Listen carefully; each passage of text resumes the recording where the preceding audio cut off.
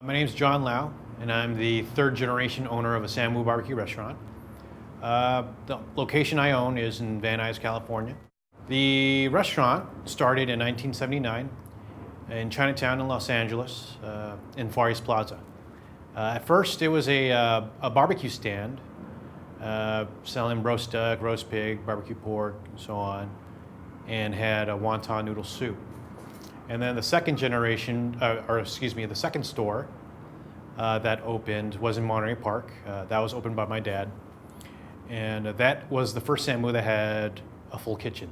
So you had fried rice and noodle rolls and jok and all that kind of stuff. So from there, started expanding. The rest of my uncles started opening stores. Alhambra, San Gabriel, Rowland Heights, Irvine. We had one in Las Vegas. My sister has a brother in Toronto in Canada, so there's a couple stores there. And I guess the height of popularity of Samu was probably in the 90s. We had a large seafood restaurant in San Gabriel, and we actually held a fundraiser for Bill Clinton for his first run of office. Before Samu, my dad was running a garment factory. That closed up shop, and due to some sort of financial complication. So they were all looking for something to do. My uncles were already over here looking, doing odd bits and ends for work. So then one of my uncles went back to Hong Kong to learn how to do barbecue. Learned for about 6 months, came back, and then opened up shop in Chinatown. I was born in 1978 in a French hospital in Chinatown. And as far as I can remember, I remember once in a while going to the restaurant, but mainly my parents not being home because they were constantly there.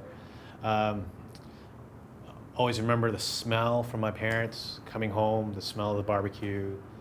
And then my dad had this briny vinegar smell from the brine that they use from the pigs and the ducks. He would constantly have that smell. I remember that a lot growing up. But I didn't really help out at the restaurant until high school. I was kind of averse to it. Being known as Samu's son, I just kind of, stayed away. Wanted to do something else. Wanted to be an auto mechanic.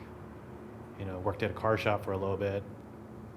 And then just realized that Sam was part of the larger landscape of food in LA, and it's a little bigger than me, so I decided to go to culinary school, learn the Western side of things, and then went to work in Van Nuys. At the time, I was going to college at Cal State Long Beach, had an art degree. And I saw a play with my wife at the Mark Taper Forum.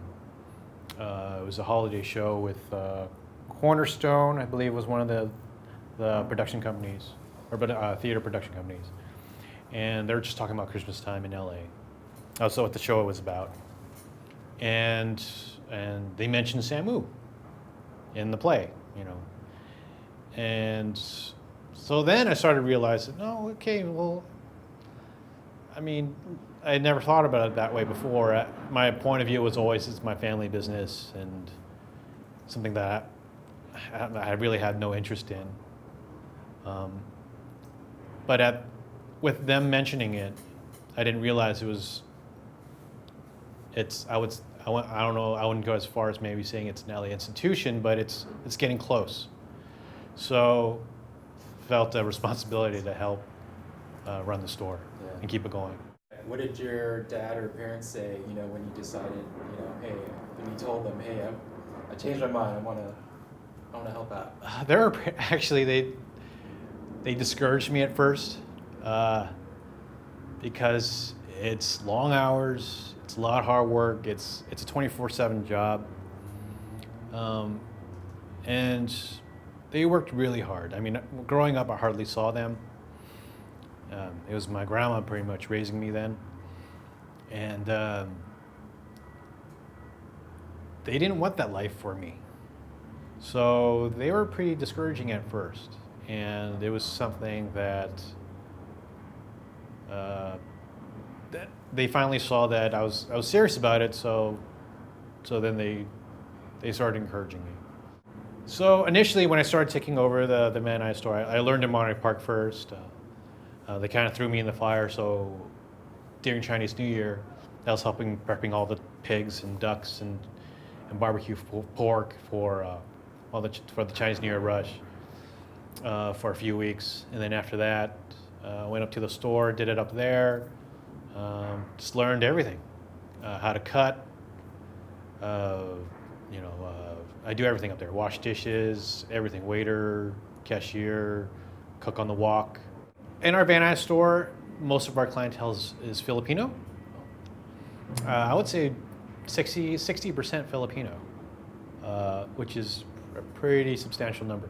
So, a lot of Filipino food is a lot of braising, very saucy.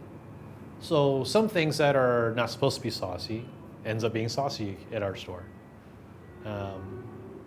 So it's a little bit different, the clientele out there. So sometimes we'll cook something, I'll have a new cook, or he's substituting in because someone's on vacation, and he'll cook it the way it is here in San Gabriel Valley, and then it'll get tossed back into the kitchen because there's no sauce on it, So with the Latino community, it's interesting because the Latino community that we get out there, it's a very different mix. We get a lot of Peruvians, and they're used to Chinese food, so they're not scared of trying anything. They're very familiar with the menu as well. So what we serve is actually pretty spot on for what they like. A lot of families come in, and we see second, third generation clientele, regulars. The kids that came in when we first opened are having their own kids now. That feels good. That actually feels really good to serve generations of clientele that come in day out, or week after week, and it shows to me that we make a difference in their lives, that we just provide this comfort for them. A lot of times we'll see a kid that moves away when they're for college, and they'll come back 5 years later, and the look on their face when they eat the food, it's the same. I mean, food is one of the things that draw different communities together. People want to try different things from different cultures, and that gives people a chance to experience another culture, even if it's just a little bit, even if it's superficial. It's a start, and that brings understanding and acceptance. So you'll start to get things like a chow mein sandwich at Nathan's hot dog stand in the East Coast. You get kosher Chinese food in New York, and here in LA, you get Roy Choi, right? And in Hawaii, you get someone like Alan Wong, where he's half Chinese, half Japanese, and his food's amazing. So it's a way for Americans to celebrate life in different cultures.